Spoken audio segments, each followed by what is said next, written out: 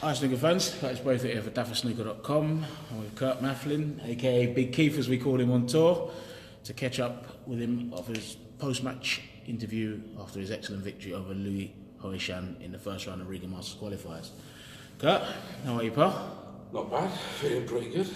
Good. I mean, you played some great stuff yesterday, scored very well in your match. It was a tough opener as well. Like I said, Hoishan's a tough player, and you dealt with that match pretty well yesterday, pal. Yeah, he's been showing a lot of potential in the last sort of like 6 months or so. Absolutely. I think he was on the tour a good few years back, probably 4 years ago maybe, and he wasn't really doing much at that time. But I think he's been on the tour again for a year or two now, and he looks good. So I knew how to play well yesterday. After what he produced against Marco in the first round of the Worlds, and he played, was it Barry in the second round? Yeah. So and he took him close, wasn't it? Yeah, he did. Yeah, I knew how to play well, and I felt like I did that yesterday. Yeah, he scored very, very well. I mean, it was a bit of a topsy-turvy match. Obviously, he started well, made a 94 in the first frame. He's come back with 2 good breaks to go 2-1 up. Then you obviously made a century, 70 and 80. So, like, your form and your tempo look good around the table, and like, so you must be feeling pretty happy with that. Yeah, I am. I'm feeling good with the game. I had a good few days practice with Dad before I come up here, so he's always a good tool to use to sharpen me up. So let's see how it goes now. Yeah, it was a long summer, pal. Obviously took some time off. The World Championship qualifiers didn't go the way we wanted them to, but there we go. Fresh season, pal. Any thoughts and plans on this season, like goals for this year? Yeah, I've got a couple of goals, and I've got a goal that I'm not going to share with anyone. Cool. Which is just my own goal. You know what I'm like. I normally set quite high standards for myself. If I want to go, and if I reach that, then we'll all be happy. Yeah. But nothing too serious this season. Just try and work as hard as I can. Back onto the fitness sort of thing again, without doing too much exercise. But I'm on the old low carb diet now. The wife's on it as well. You're on it as well. Yes, I certainly am. So let's just see how it goes. I feel good body wise and good in the game at the moment. Good stuff, pal. Now, looning up for you next on Monday. Plans between now and then? Well, I'll have a good few sessions today, practicing here, and then we'll go to Leeds tomorrow. I'll have a game with Ollie or Peter Lyons, whoever's about, and have a day there. You know, come back, see what's happening, have a couple of practices again here on Thursday or Friday. Watch the football, World Cup Friday and Saturday. Not stressing out too much, just chilling out, do what I want to do. Make sure I get enough practicing at the same time and watch the football and then play again Monday. Absolutely, pal. Now, Kurt, I've given the fans a chance to ask you a few questions as well, which you'll get to because questions are coming in already, pal. Just a few things I want to know, pal. I mean, you've been a strong break builder that you are, and a lot of the games that you tend to take games out in one visit. What sort of practice routines do you do to help your break building, pal? It's just one, really, to help the break building, and that's just to keep your concentration as well, keep your focus. So you just set up a table as you would do, as it would happen in a match, really. Yeah. So you might have 10, 11 reds in the pack, a couple of reds out, start off with a long red, try and get on the blue or the black, whatever gives you the best angle to get into the pack, and that's basically it. That's what I normally do for break building wise. Sometimes when I'm with the old man, he'll set up a scenario, and he'll ask me to pot 5 of the 8 reds with colours because they're in difficult positions. Yeah. And if you can pot the 5 reds with the colours, then you won the frame kind of thing. Yeah. Just things like that, really. Good stuff. Michael Williams would like to know, he says you got to the Crucible in 2015. He said, how much are you itching to get back there after your excellent performance against Mark Selby? Well, I wanted to get back there, obviously, since I got beat. I had a good chance of winning that game, really, against Mark. That's how it is. I twitched that red. It was but it was a really, really good experience. I really enjoyed it, and I nearly got back the year after. Milkins beat me in the last. I think it was Milkins who beat me in the last qualifying round. But I'll definitely be giving it everything to get back there this season. Good man. Definitely. Interesting question from Jason Ryan. He wants to know, how was it playing with your wife in the World Cup? Is she listening? Not sure. No, actually, it was fun. It was good fun, and I appreciate the fact that she could play with me in that. Yeah. I mean, because there was a guy that played in it with me last year from Norway. Yeah. We didn't really do much better than what we did with the wife. Like, you know? So I thought she handled it actually quite well. I mean, she doesn't play snooker anymore. She used to play quite a bit. She was in the top 10 at one time for the ladies. You know, she beat a good few bloke players as well. Yeah, absolutely. She thought it was terrifying, but I enjoyed it. I enjoyed her playing with me, letting her experience that which we go through, us players, every tournament. Yeah. Just you experience then how hard it actually is. Do you know, we don't feel like that as much anymore once you get used to it. But for someone like Anita, who's never really played in that kind of atmosphere before, it's an eye opener. You know, you can really, you can really hit yourself. But no, I thought it was good. I enjoyed it. She really did enjoy it as well, and I enjoyed it. Yeah, it's great stuff you guys. I don't think that's ever happened before, and it's not likely to happen again. No. Where man and wife have played in the same tournament on the world tour. So. True, very good point, mate. Oh, interesting question from David Browder. He said, who are you supporting in the World Cup, as you are actually a natural Norwegian now? LOL, he's put here. Well, no, I weren't in it. Well, that's what I didn't get through. Exactly. So what are you on about, David? No, it's always been good. Always been good, yeah, of course. And your thoughts on England? Thoughts on the World Cup so far, pal? Do you go of honesty or your heart? A bit of both.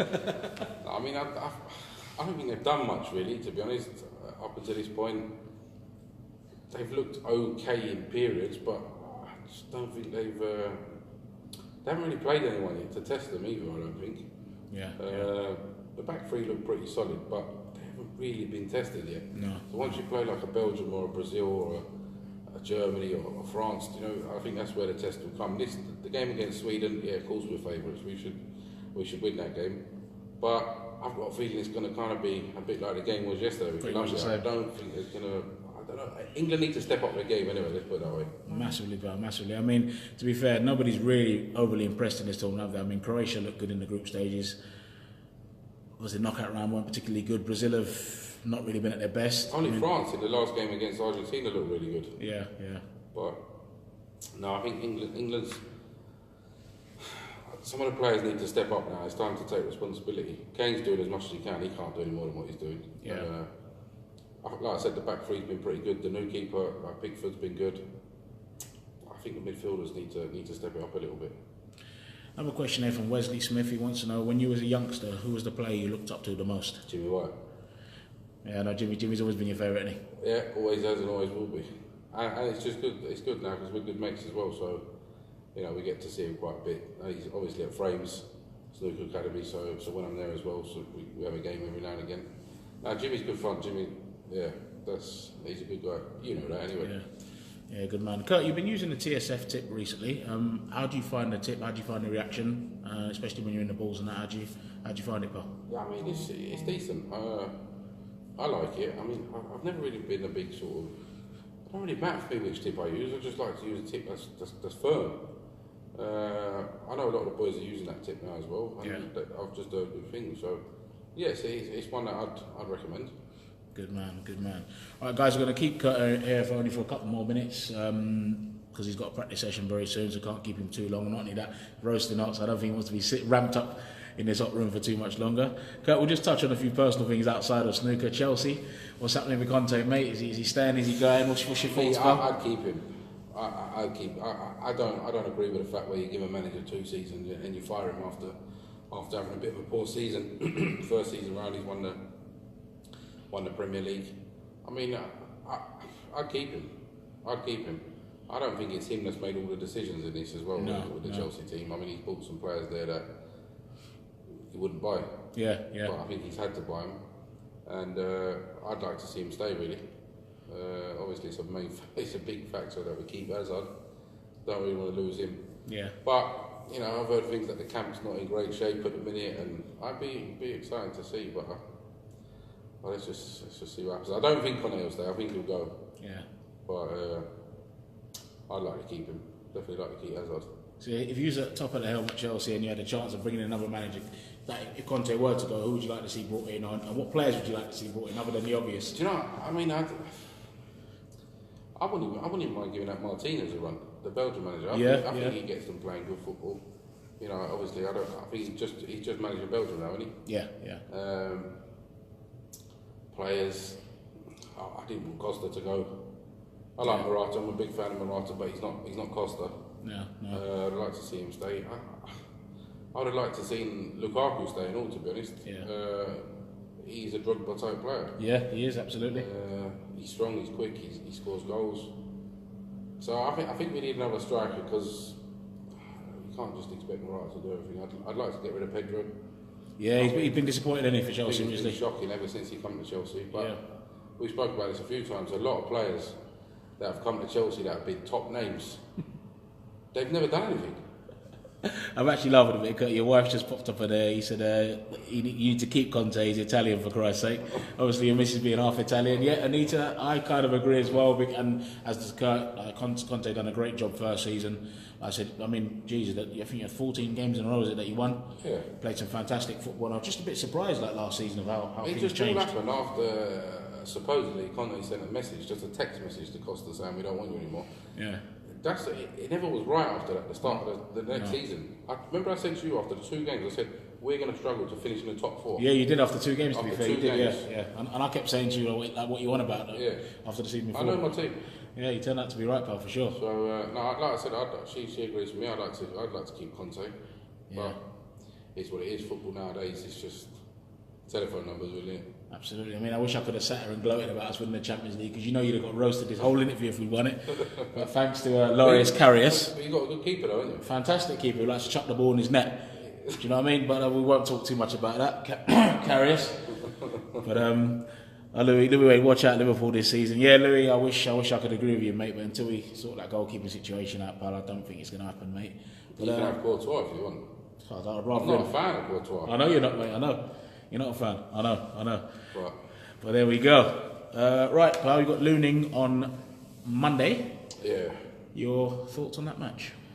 I've only played him once, and I remember it because he was quite slow player, and he did play well. I didn't play him the best, and he beat me 5-4. I think the score was. Yeah. So I own one. Yeah, you certainly Simple as did. that. Well, look, you got a bit of revenge for our team frame stablemate Marco, who was beaten by Huaishan, so you took care of him yesterday. So hopefully you can get a bit of revenge on Looning on Monday, pal. Yeah, I'm looking forward to it. Like I said, because I feel like I'm playing well, and I'm on this like low carb diet now, and As you keep saying. and I feel pretty good. Like, you know, I think I've lost about a stone now. Yeah, Anita got me onto it really. She said, look, she's wanted to do it for quite a while now, and I said, all right then, because the amount of stuff you can eat is unbelievable. I mean, guys, just to let you know, guys, I actually started it with Kurt last week, Friday. We watched the England game together last week, and it was that was tough.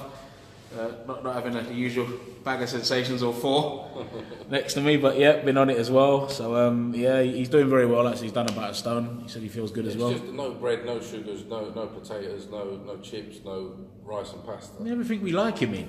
No, but there's loads of stuff you can eat. Like now, I've just had eggs, bacon, sausage, mushrooms. I mean, it's great, isn't it? Really. Different class. But the thing is, when you eat that now, like you've noticed for me, I won't be hungry again for another 8 hours. Yeah. Like your body just gets used to what it's getting and just is happy with it. Big shout out to Terry Rogers in from Ireland. I hope you're well, mate. I know you follow the page a lot, Terry. I know you're a big fan of Kurt as well, so yeah, big shout out to you.